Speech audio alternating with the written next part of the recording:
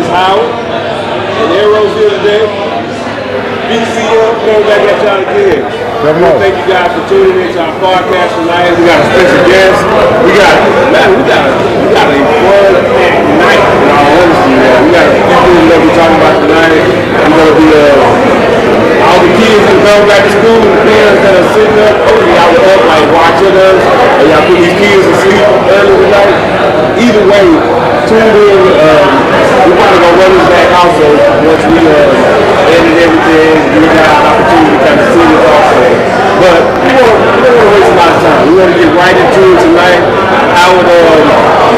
got our special guest here from CI. We always want to thank CI for being our sponsor on the BCF podcast. We got Josh here tonight. He's going to introduce himself and talk to us a little bit about some of the things that they're doing here at CI. Yes, sir. So my name's Josh. I work in the humidor. I'm the humidor lead. I try to make sure the humidor is running all nice and smooth for everybody. Make sure all the prices are right. Make sure that I'm giving y'all's discounts. Everybody loves the discounts. I want you to have a great smoke. I want you to have an even better price. That's what I'm trying to do. So who do y'all give discounts to, Josh? So we have our veterans and our first responders. We're offering a 10% discount on for all veterans and first responders. We put your name in the system, so that way it automatically gives you a 10% discount whenever you come and see us. Put the name in the system? Yes. What? So you don't even got to be here and we'll still get it? Absolutely. Man, let me make sure that I'm registered for real, man. Come on. All right. Absolutely. So you're the humidor. Yes, sir. What, lead? Yes, sir. I'm a lead. Okay, the humidor lead. What temperature do y'all have that y'all have the humidor set at? We keep it roughly about 72 degrees. The lowest we ever keep it would be roughly like 69, 70 degrees. But we also try to keep it around about 69 to 72% humidity. That way your cigars are nice and fresh. They're not dried out. But also, we don't want them too moist on you because then it won't stay lit. But also, if it's too dry, that sucker's just going to crack. It's going to burn right up, and it's not going to be a good smoke. Yeah, I would say that I've always had a really good cigar from Cigar International Conroe. Always been perfect, never been dry, never been too moist. And this guy Josh is the man that makes that happen. Yes, sir. So we got this beautiful humidor right here. Can you tell us a little bit about this? Yes, sir. So that's one of our specialty humidors. It's the Man of War line. Man of War is one of my personal favorites. Man of War is by AJ Fernandez. I've smoked every single one of his sticks that we have in the humidor. Really great smokes, like ranging from medium bodied to full bodied, but he even has a couple of nice mild sticks. Customer comes in asking for a mild cigar. Man of War is one of the first places that I go with their Virtue line. Not heavy at all, but just nice, like good morning stick with your breakfast, nice cup of coffee. Come on, yeah, I love that. I have like a question, man. So, yes, sir. In the industry, and I actually have dealt with this myself. Mm-hmm. So, when I first started out smoking, cigars, and a novice at it, right? Absolutely. One of the first things you want to do is we all want to get our humidor. We want to get our cigar bag. Yeah. We want to get our cutters and our lighters. We want to look like cigar swag. right? We gotta get all the swag, right? Yeah. But one of the things we would do is we get that humidor, right? Yes, sir.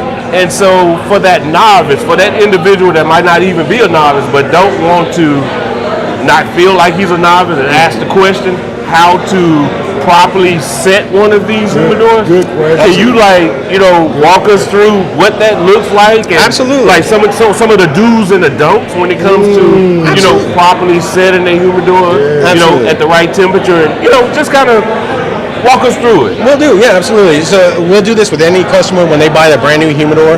We're going to give them the whole rundown from all right. As soon as you get home and you take it out of the package, first thing you want to do is you're going to want to season it up. If we can open this up, season it up. So you're going to want to season your humidor, any brand new humidor, even if you don't buy from CI Conroe, if you buy from Amazon, you're still going to want to season it. Okay, what's seasoning? So no moisture has really touched any of this wood, this humidor. Don't touch it? No humidor, no humidity has touched it. Okay. Since it's been constructed. Okay. So this wood is dry. Okay. So you're going to want to get it moisture, because otherwise, if you put your cigar straight in there, the wood is going to draw all that moisture out of your cigars.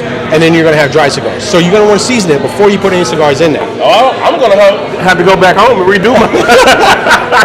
For real. I need to go back home and redo mine.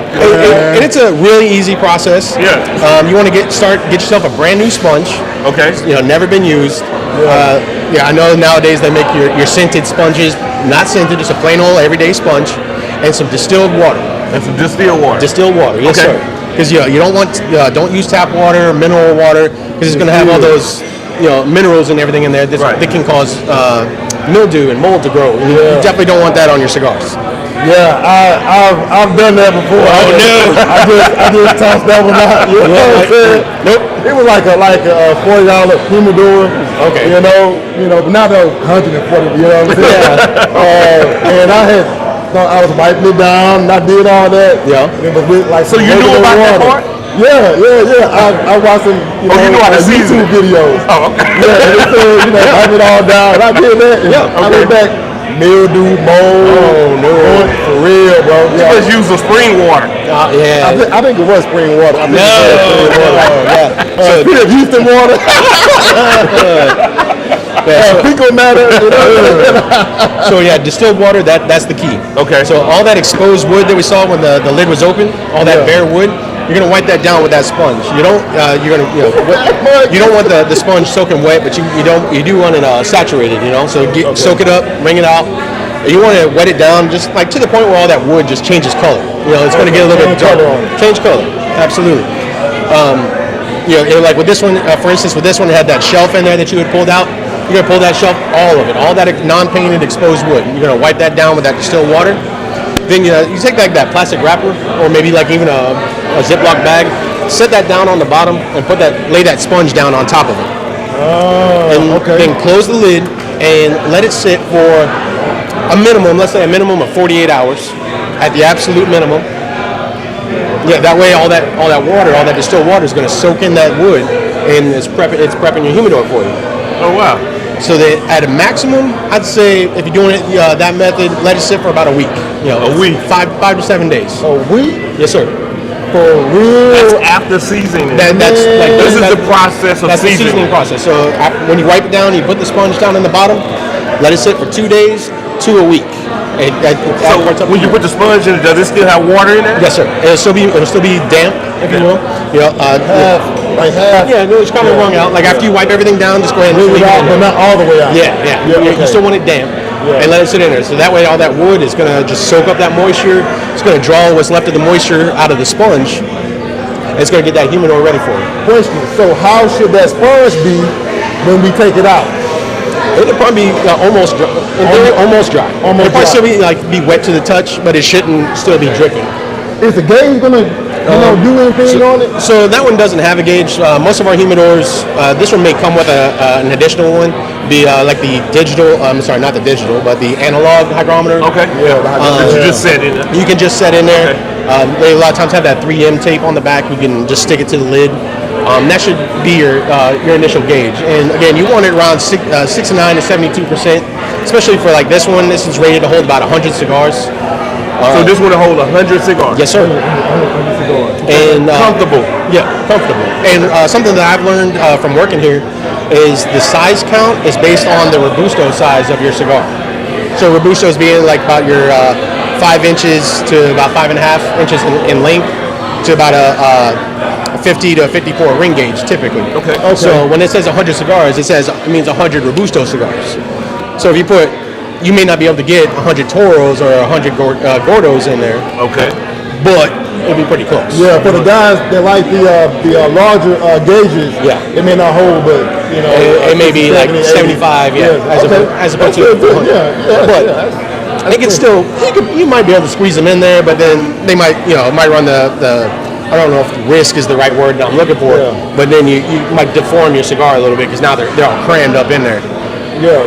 That gets you through a pandemic or something. A hurricane.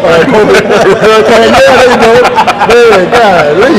Right. That's good, right? man. Okay. So is that the final process? So after that 2 days to about a week. Okay. You're gonna take that sponge out, take that plastic out. Then you're ready to go ahead and put your cigars in there. But now you need something that's going to keep the humidity going in there.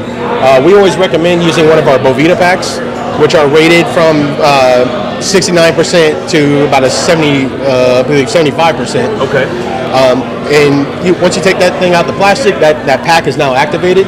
Those packs, they work both ways. They put humidity out and they draw humidity in at the same time to keep your. Yes, sir. I didn't know that. I got one that's it's still moist. Yeah. It's taking it. Mind blown. Yeah. So it draws it out. And It draws it out, and it's going to keep it at the percentage that's on the pack. Okay. And the packs that we sell are rated to last up to about 6 months, depending on how much you're going in and out of your humidor. Once it's still all nice and soft and squishy, moist feeling, it's still good. Once it gets hard, it's just time to replace it. Okay. And they're relatively inexpensive too. They're like $4 a piece. So here's my next question. So is there ever a time where you have to go back in and repeat that process, or once you do it that one time, you pretty much have calibrated your box to be That's a great question. From my experience, once you do it one time, you should be good. But if you go through a period where maybe you've had some family emergencies come up and you're out of cigars and you haven't had anything stored in there for quite a while, might be a good idea to go ahead and re-season it before you start storing cigars again. Because even if you had a Bovita pack in there with it empty, you still might run the risk of you still don't want it to dry it out. You don't want the humidor to draw the moisture out of your cigars. Okay. So, but as long as you keep cigars in there plentiful with fresh Bovita packs, I think you should be good. I haven't heard of too many people, even our more experienced smokers, re-seasoning their humidor unless they just absolutely want to. Okay. So the ideal setting is what temperature? About temperature. Humidity. Roughly like 69 to about 72%. 69 to I'm way too high. I'm like 76. That should still be okay. Well, what size is your humidor?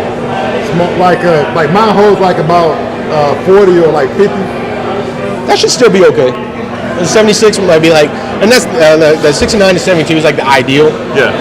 As long as if you start getting in the 80, then you might want to start like taking some cigars out, leaving your lid open for a little bit, let it dry out a little bit. But I'd say the 76%, that's high, but I wouldn't say that's like borderline dangerously high. Josh, I must say, man, you are educating some people tonight. I'm one of them. I'm learning something every day. I'm one of them. I'm like one of them. My mom, she bought one and she brought it to me. She was like, baby, what I do with this? I was like, just put it over there and I'm get to it. People always come to us like we're the experts now. Okay. I'm the same way, and I'm all about it. If I don't know, I ask. Like, did I tell him correctly? I'll ask my manager. I'll ask some of my counterparts that are more experienced than I am. It's like, is this correct? And they're like, yeah. Or they'll correct me there on the spot. I'm all about asking questions because we all learn together, right? We all learn together, man. Josh, last question. Yes, sir. How long have you been a smoker? I've been a smoker about 6 years. 6 years? Yes, sir. And what brought you into this family, this culture? Honestly, the standard tradition. My daughter was born 6 years ago. A great friend of mine, he followed up with tradition. He gifted me my favorite bottle of rum, and it was a Nub Habano. It was my very first cigar ever. I didn't have the heart to tell him that I don't smoke. So like, all right, this is one time. And after that, it was a wrap. I was like, man, I feel drunk. What is this? This is great. Take one time. That's all it took. And my wife had time. She's like, oh Lord, you got yourself a new hobby, don't you? Like, yes, ma'am, sure do. Yeah, a new job too. Yeah. And then smoking and drinking, and new job, and new job. And then smoking and drinking, it kind of goes hand in hand. It does. Absolutely. And Unfortunately. or fortunately, I mean, you got to wind down and relax some kind of way. That is true. And cigars have definitely been that for me. Having a stressful day at work, not here. I haven't had a stressful day here, but I'm prior military, so there were some days where just work for your service. My pleasure. Thank you very much. I just like, you know what? Tell my wife, babe, I'll call you back in a minute. I'll go outside, 45 minutes, hour and a half. Smoke one, maybe two, and like, all right, I'm all right in the world again.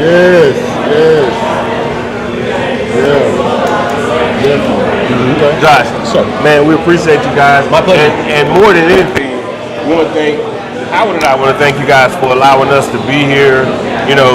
We love shooting our podcast here at CI. You guys are great. You know, y'all do a good job, man. We love having you guys here. Every single time. Absolutely. We have a great time. Yeah, the hospitality is amazing. That's what I aim for. You're always making a smile out of me. And then they made us our own signature drink. Nice. Yeah. BCF drink. BCF drink. BCF drink.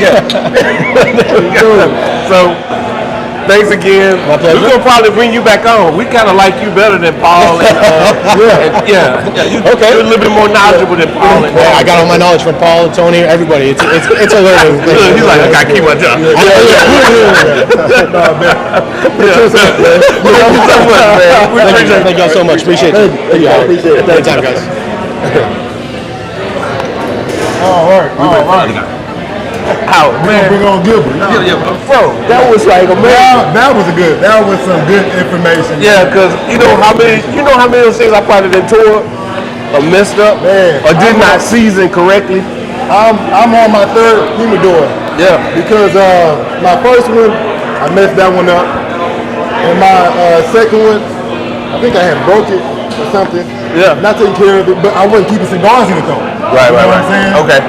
So, now on the one that I have now, I'm going to start over fresh. And We're going to season it right. Yeah, I'm seasoning it right now, man. So we got another guest getting ready to come on, right? You do? Yeah, so this guy is part of the Ile. I say. So this is one of our spiritual brothers that we're going to bring on. Yeah, he's one of our spiritual brothers we're going to bring on. And then he's going to talk to you guys a little bit about what they're doing here in the Woodlands, and not just the Woodlands, because they're actually Going all over. Yeah, they're actually going all over city, right? Yeah. All right, so let's get Gilbert. Let's get Gilbert. Bring up. Where's he? Come on in, brother. Hey, brother. I say. Okay. You about to lie in the house. How you doing? I didn't know. He was about to lie. Yes. About to lie, brother. Yes. Yeah. How y'all doing this evening? Man, we are great. How are you doing? There you go, microphone. Good. Microphone check. 1 2 1 2. 1 2 1 2. Yeah, that's how it goes. There you go. Good. Bars. So, hey, man, tell us about who you are, what the Woodlands Cigar Club represents, what y'all doing out in the community. Well, I appreciate it, guys. My name is Gilbert. I'm one of the charter members with the Woodlands Cigar Club. What we do, we're a nonprofit organization. So this really started a couple of guys having a cup of smoke back in 2015. Where we had one of the charter members had he runs all of Microsoft in the South. Okay? So another of the charter members was he's from Benin, Africa, by the way. Another brother of ours. Yeah. And what I mean by brother in our religion too. Yes, our Okay? spiritual religion. Yes, sir. Yes. And by smoking cigars, we just started getting together and we said, let's do something different. So after smoking and being friends for quite a few years and smoking cigars, we said, let's do something. Let's do something at the same time for the communities and also out of the community. So what we help out a lot of the, one is Cigars for Warriors. Okay, That's so good. we Okay. donate a lot to the Cigar for Warriors, which was founded right here in Clear Lake. And what is that called again? Cigars for Warriors. For Warriors. Yes. Cigars for Warriors. They have one of those up Yeah. here. Yes. So what we do with Cigar for Warriors, we collect cigars for them and donate them to all the soldiers. So there's several boxes of cigars per month that we give to the Cigar for Warriors. That's awesome. Another thing that we do is we donate funds for the Cigar for Warriors too, part of our organization. Another thing that we do is for alumni, for the U of H alumni. Come on, go And Blue. also for Texas Tech, Okay. we also do the alumni there too. We were at Kirby's Steakhouse, what we're doing for the Texas Tech also too. So we help out for that organization too. That's okay? awesome. So another thing that we also do is we teamed up with Carlos Fuentes in the Perdomo family too. So whenever we travel to Nicaragua or Dominican Republics, we help out the schools out there with the elementaries and also their middle schools. Keep in mind, majority in the third world country, it's mainly only elementaries that they help out. When it starts getting into middle schools and high schools, they don't have that education. Yeah, so we exactly. So we help out with that too. Whenever we travel, we use our foundation with the 501c3, and we also when we fund to them, when we go visit them, we have great smokes. And we help out at the same time and visit the schools at the same time too. Okay? That's great. So we appreciate it, man. We appreciate it. Thank you. So anybody that wants to come join us, you can follow us on thewoodlandscigarclub.org. Okay, and you can see majority. We have corporate accounts and we have members accounts too. But every Thursday we meet at a different location. Okay. So my brother here. We text each other that we were going to go to CI a couple of weeks back. And he goes, I'm going to be at CI's. And I said, I'm going to be at CI's too. We'll see each other there, brother. We didn't know that he was coming to CI's here in Conroe. And we were going to go at CI's in Katy. Right. Yeah. I It's just I must say, man, you lied to me. Not at all, brother. Not at all. But there was a confusion between us. You know, what I mean, even when we're going 100 miles an hour in the daytime, we're working, we're doing different things. We just mentioned something to CI, and then we think it's just one location, but it is two locations. Right. Okay. So go ahead. No, well, I had a question because something you talked about.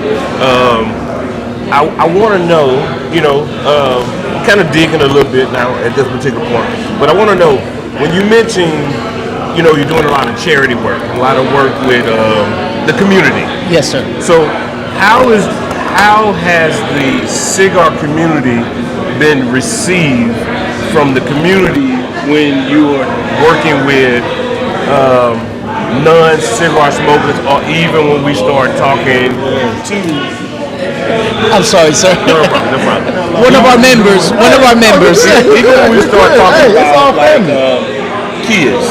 Because, sometimes that line when it comes to cigar, smoke, kids, youth, how do they perceive, or how has that come across? Have you had any resistance in that particular area?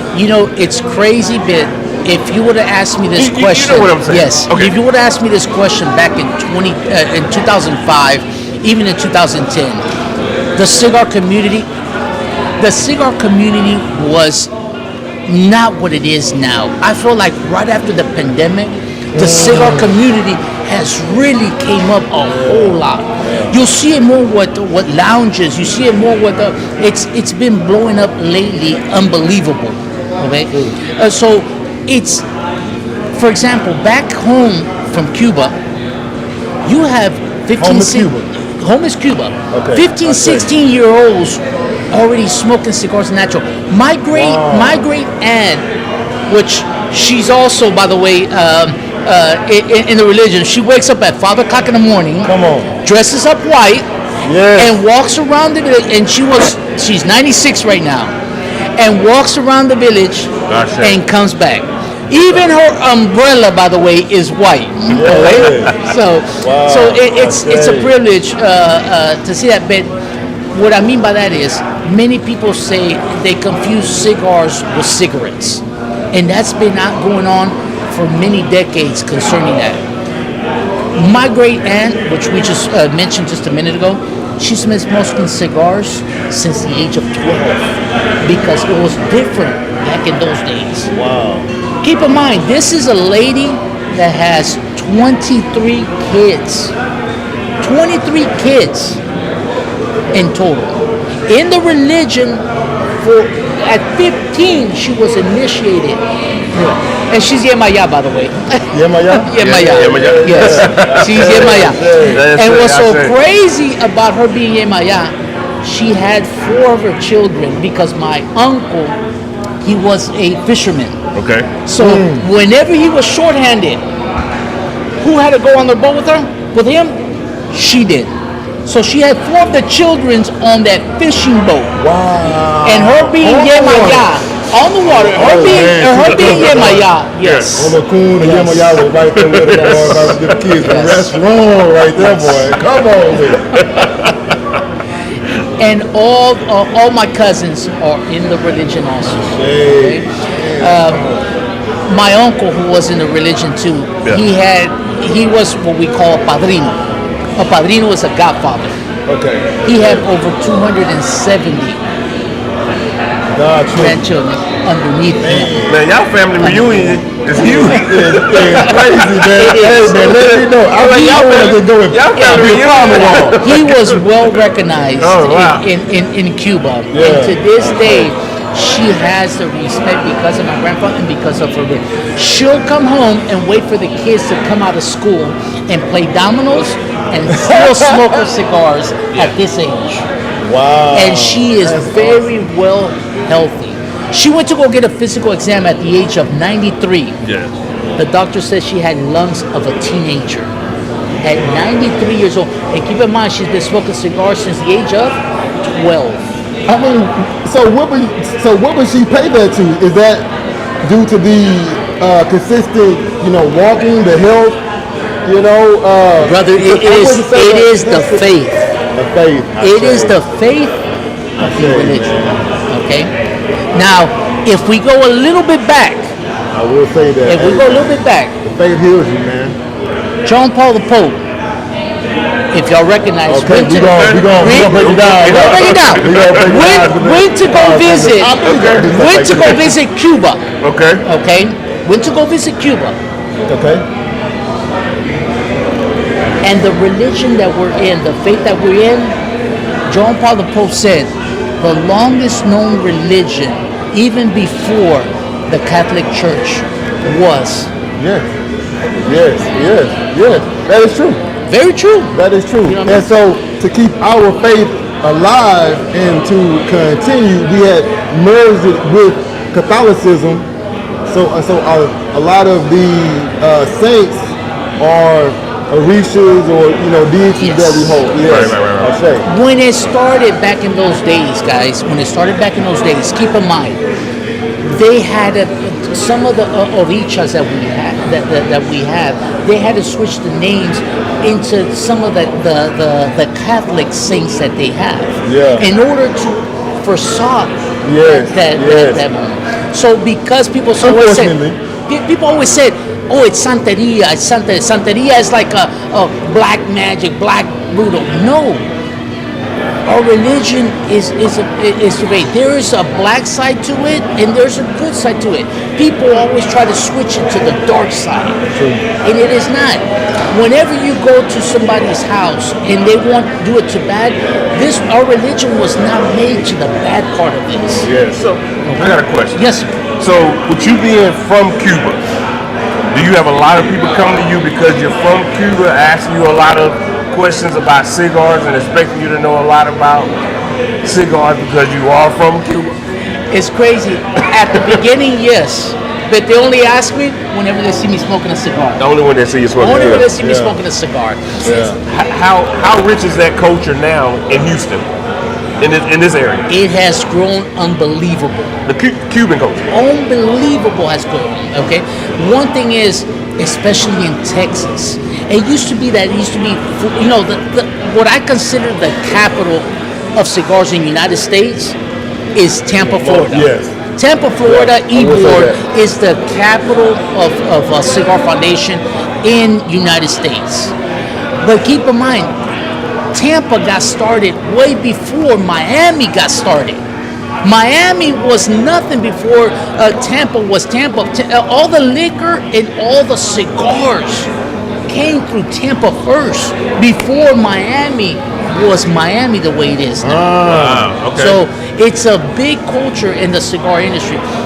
For Liberty City. Man, we talked to you last time, and I think we can probably need to sit one podcast and just keep you on the whole thing, because I think that we can do. Keep talking and keep going, go from subject to subject to subject. But I do have one last thing I want to ask. Yes, sir. And I want to talk about. First of all, cigars, the smoke from the cigars. Come on. I want to talk about the smoke from the cigars. And I want to talk about all the different purposes and all the different things that this cigar represents, man. What it represents and can be used for.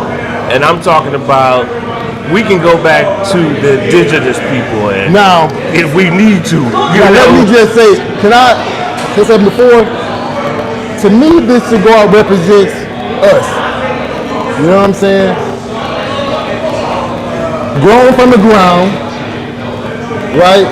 Natural. Came from the ground, natural, right? Molded by the hand of God, right? Put through the fire. You know what I'm saying?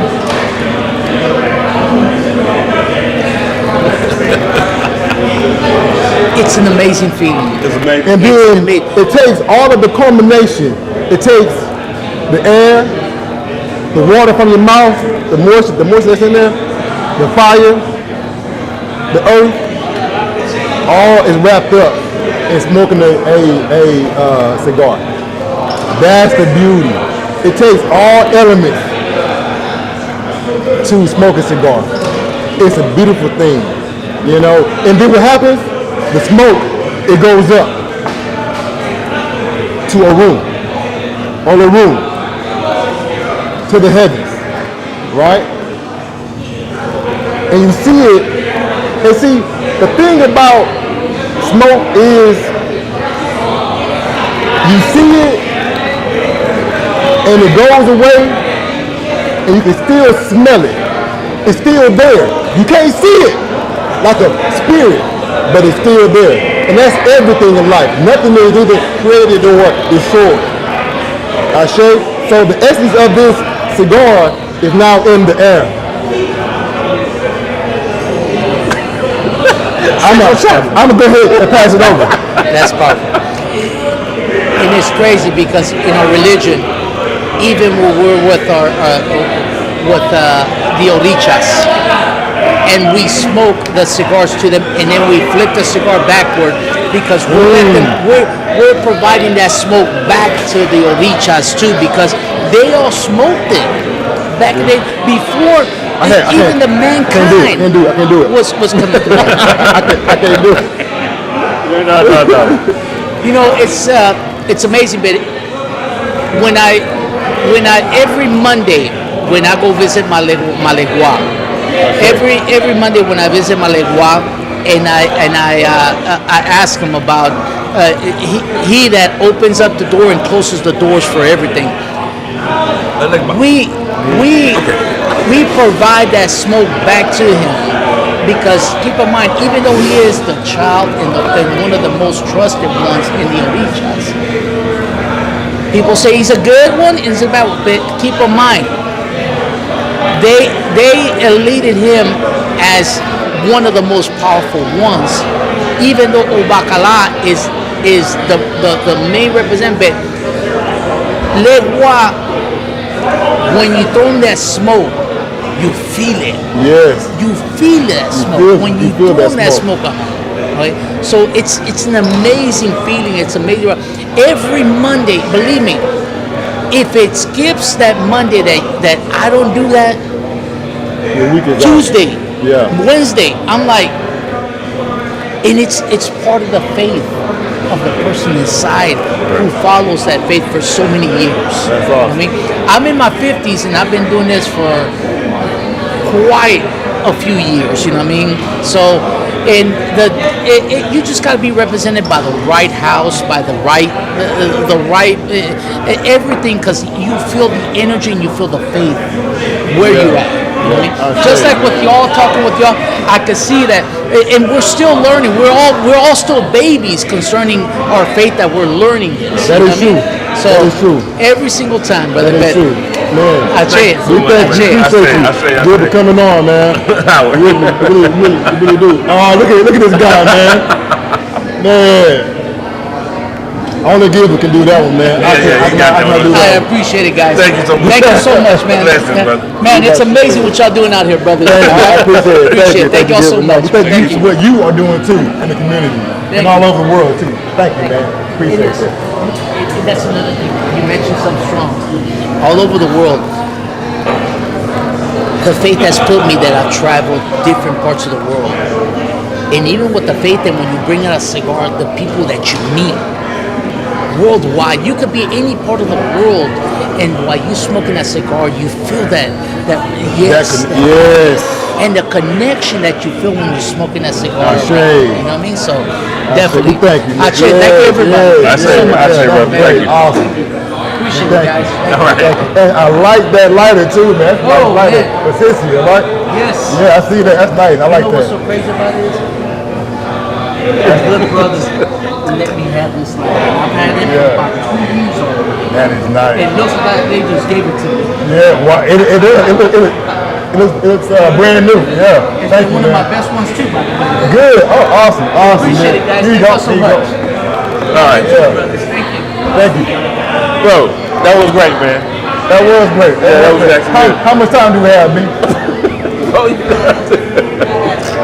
know to cut that, right? You ain't gotta cut that.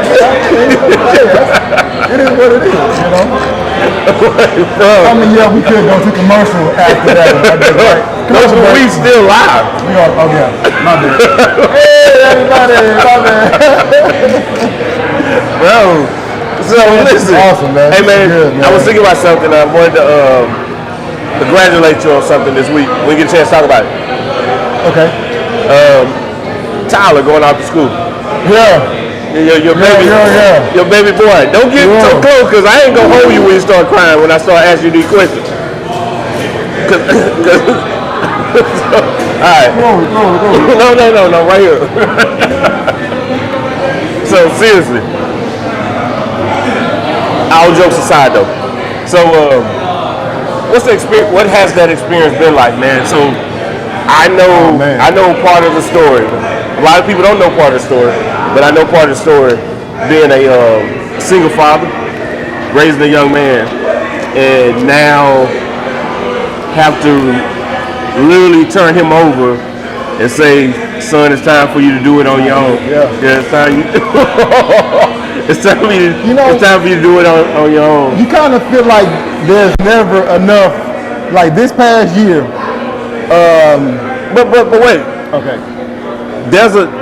Before you start talking, there's another young man that's out there experiencing the very thing that you just spent 16. How old is Tyler? 18. 18. Spent 18 years doing. That needs to be encouraged. They need to hear it. They need to know that it's possible for you to get through this, you know. Yeah. And there's some things that he possibly don't want to do, and some things he definitely want to do. Yeah. As a father. Yeah. Okay. So talk to us a little bit about that experience and how you feeling now, Howard. Now, because we're probably talking about business. I mean, well, this ties into business. We can't talk about business unless we talk about how did you operate business and run a family at the same time, and take care of your son and still run a business at the same time. Definitely. So, this past year, it felt like I never had enough time. You know, I had slowed down a whole lot from, focusing on my business. So for those who don't know, I had a business for 15 years. And I had recently, through all the ups and downs after COVID, it had kind of, dipped way down, and I was still fighting. I was still thugging it, making sure, because I had always done, really well. I've always made money for myself in my business, so and able to sustain my own life, and I've had my son since he was 3 years old. So for the fathers out there thinking that you can't do it, you can do it. For the parents out there thinking that you can't have your own business and maintain a family, you most definitely can. Now with that is going to come sacrifice, and it's not just going to be sacrifice that you're making, it's going to be sacrifice that the kids are going to make. Because you're not going to, sometimes you may not make every football game or, dance recital, and sometimes you're going to have enough time where you'll be there every single day for every single thing. It's the ups and downs that comes and goes. So for me, it was times where I was able to make every single event, and I was the coach for this and the coach for that, and I was sponsoring everything. And there was times where I couldn't be there because I'm out on the road and I'm working late. And it was times where I didn't have enough energy to, be with them one-on-one like I normally would. So this year I said, let me not go through any more ups and downs. Let me have a consistent base. So I put a pause on my business. I went into the corporate world. So now I work for a large corporation. I do sales, but what it has provided me is that stability to go back and link back with my son on a one-on-one basis. So we kind of rekindled our relationship this last year, and it's definitely been for the good. So this past year, I never felt like I had enough time. Like everything was like, he's leaving. I know I gotta go. I gotta try to instill those, manly values, right? And teach him how to be a self-sustaining man. And so the beautiful thing is that other people will come in and tell you how your son is, how your kids are. You think, man, this boy ain't learning nothing. I'm telling him, man, I'm on him, I'm this and that, and I'll have his coaches and his teachers and our neighbors coming like, man, your son is just so awesome. He's so well-mannered. And his barber. He's a great kid. He's so smart, and he's into this. He has such an intellectual, mindset, and I can tell that he's going places. I'm like, for real? Like, well, thank you. That means a lot. So, because man. And you like, who kid they talking about? You talking about Tyler Chapman, right? Okay, but I do see that side of him, and I am very proud of him. That's good. He's away playing football. He has a scholarship to Tyler Junior College. Moved him in last week. Tyler Ed Tyler. Yeah. So, man, it's been good. It's good, man. It's been good. The house is a lot quieter. So I'm looking to, downsize. I don't need all that room anymore. I got food left in my refrigerator, after we cook, which is, surprising, so I'm not used to that. Man. So I wanted to say, just compliment you and say, well done, man. Thank you, man. Thank you, brother. Thank you, brother. I appreciate it. If nobody else said it, I want to say, well done, man. Because I know that couldn't be because nobody tells you that. There is no thank yous, right? For being a parent, Right. There is no thank you. Right. You're right about that. But hearing it from other people, it definitely makes, that's the thank you. Him going on and being able to do what he loves to do, what he wants to do, is the thank you in itself. Right. So, yeah. So I have a question for you. Because I can ask you something similar. We're having 3 kids. Okay. And 2 girls. 2 girls, boy, right? Yeah, 2 girls and a boy. So, how has your business affected your relationship, or vice versa? how has your relationship with your family and your kids affected how you move with your business? Okay, whoa. I don't even know if we have enough time, but I'm serious. I don't know if we have enough time, but I'm gonna try to wrap this up like really, really quick. We got time. We got time. So let me say this first. You don't learn how to be a parent. Business affected me and my family or my household. Being in business over the years, as far as that's concerned, and vice versa. How has your relationship and trying to maintain your relationship with your family affected your business or your time from your business? Man, that's so. I'm sitting here and there's so many different polarities in this. As far as that's concerned, because the first thing I think about is that number one, you don't learn how to be a father until they grown, and I have grown kids, because that's when you look at things and you say, I could have done that different. I should have done that different. I should have said that different. I said you almost don't learn how to be a father until they grown. But one thing I learned is that it's never too late to make a mid-course adjustment. Come on, I say, yes. It's never too late. No matter how old they are, no matter where you are in your relationship, it's never too late to make a mid-course adjustment. Wow. If you are willing to do it, as far as that's concerned.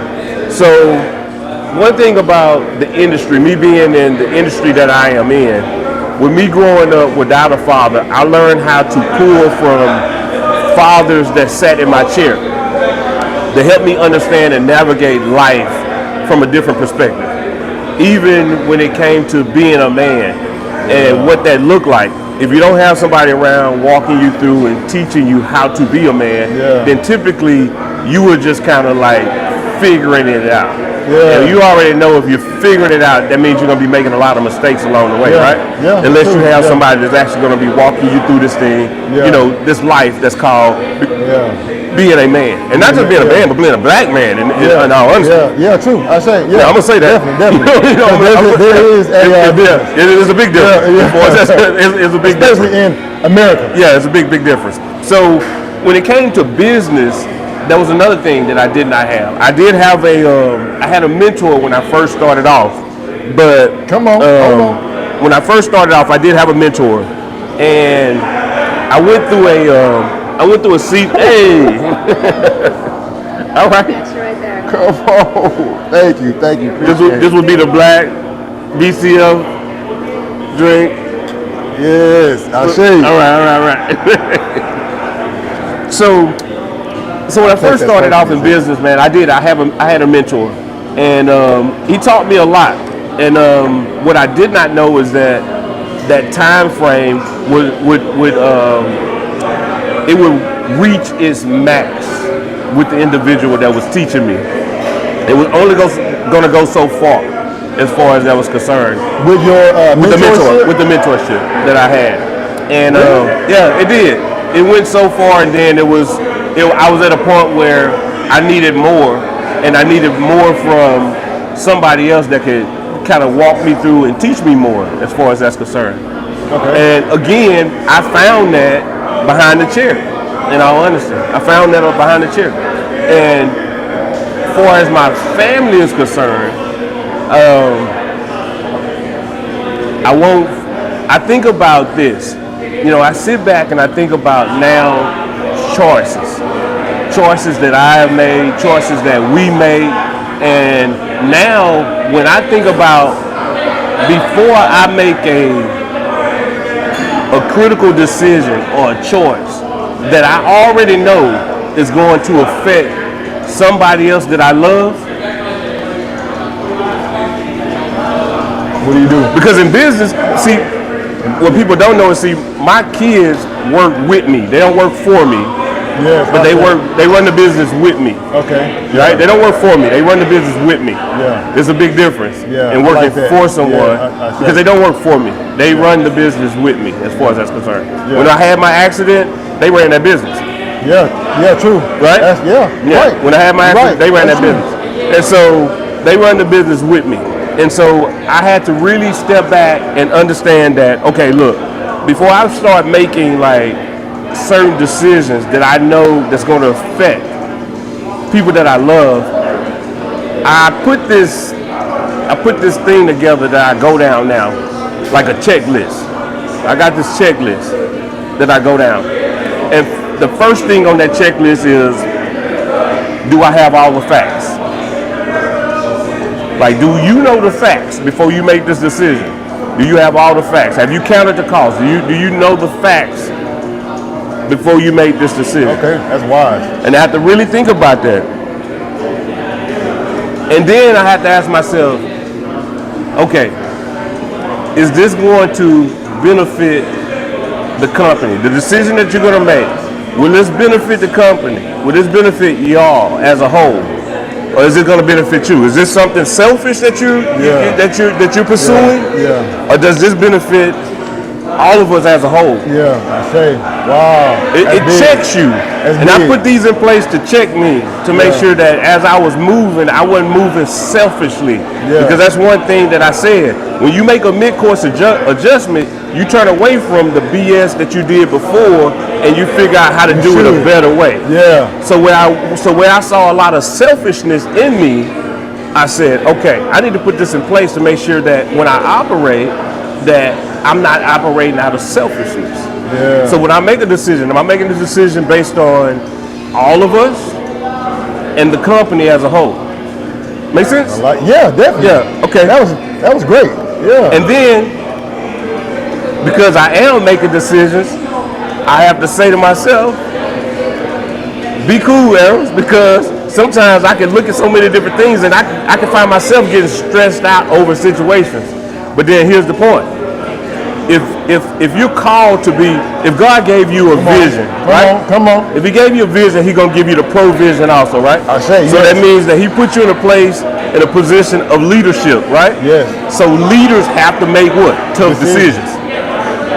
Yeah. Leaders have to make tough decisions, right?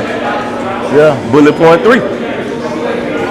So you have to make that. You have to make tough decisions. And you have to stand on it.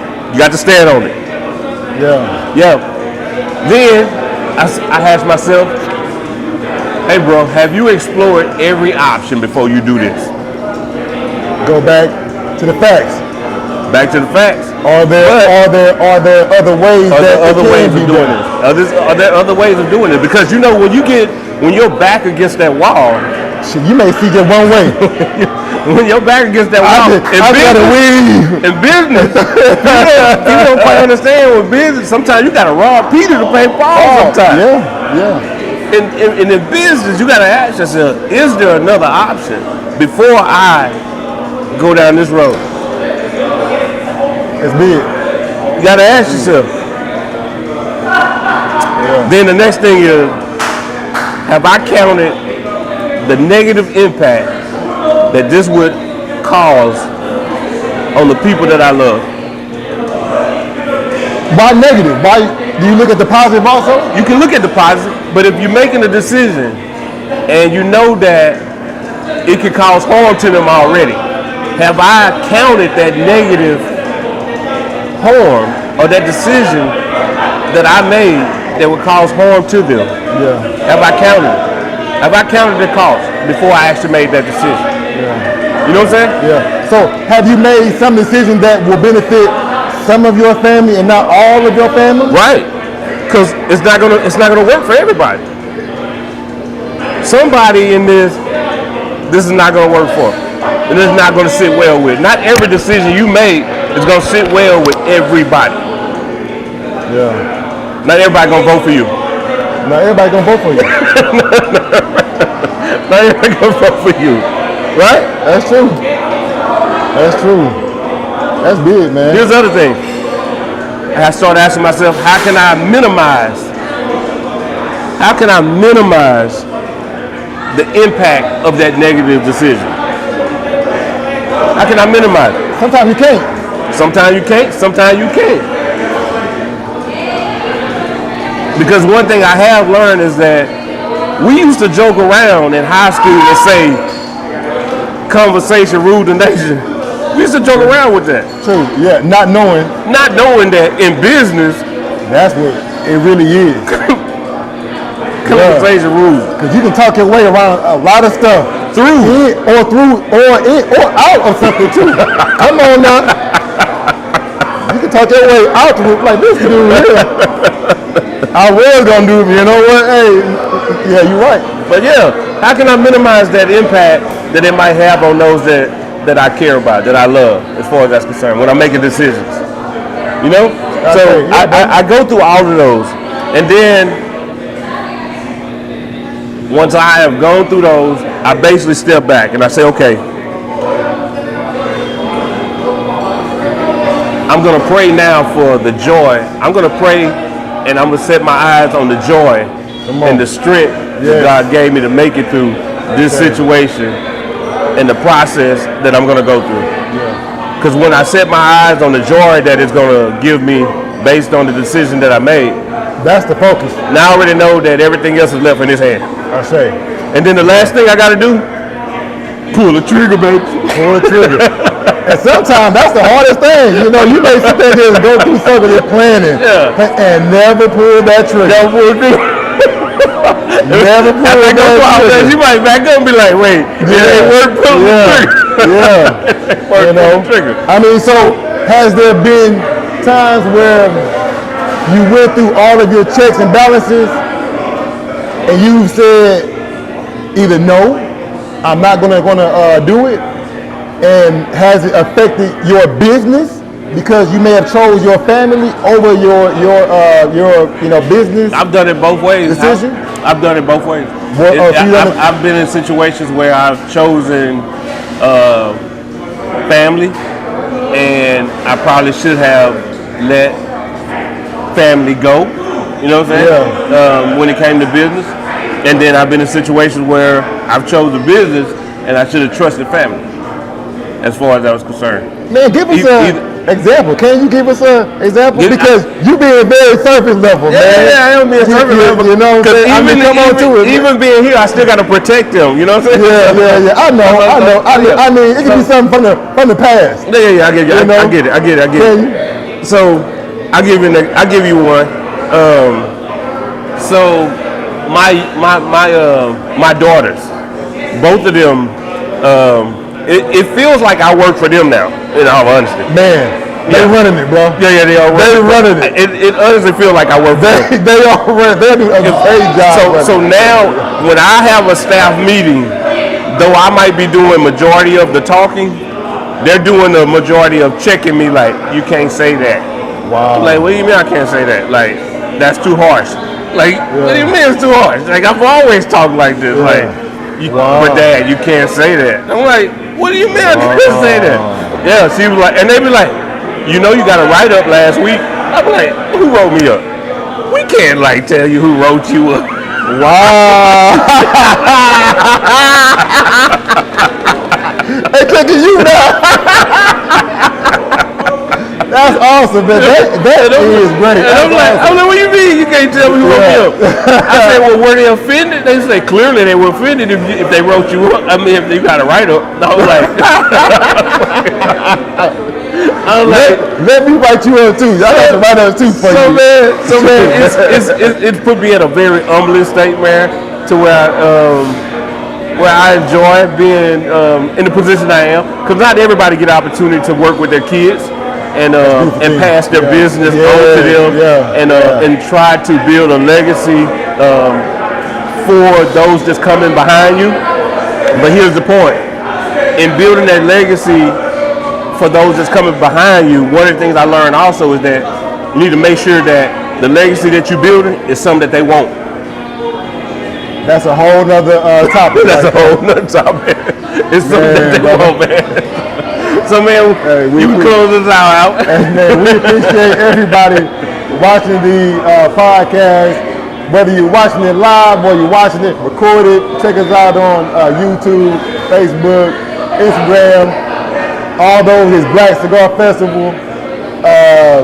Thank you to Cigar International Conroe for having us out here. We give thanks to Josh coming on.